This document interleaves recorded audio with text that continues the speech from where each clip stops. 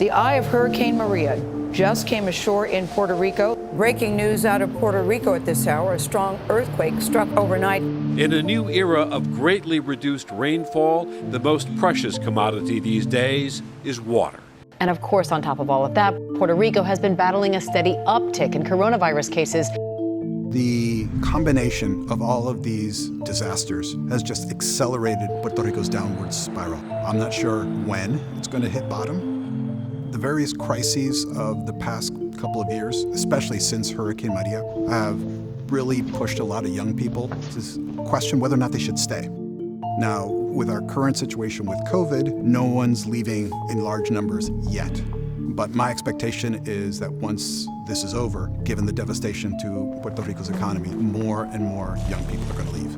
Leaving an island with a much older population. And these are precisely the people that need medical care, and they need the doctors who also are leaving. It's going to be a much smaller economy, smaller population, and I expect the per capita income to continue to slip. In many ways, Puerto Rico economically will look less like a part of the U.S. economy and look more like its more impoverished Caribbean neighbors. At this point, my fear for Puerto Rico is what happens with another major natural catastrophe on top of the ones that we've already suffered.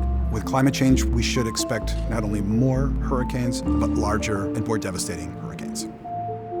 We are, as a people, resilient, but resilient to a point. The situation could improve. There are plenty of people who'd like to come back and reestablish their professional lives on the island, help to rebuild the island economically, but the conditions have to be right for them to want to come back.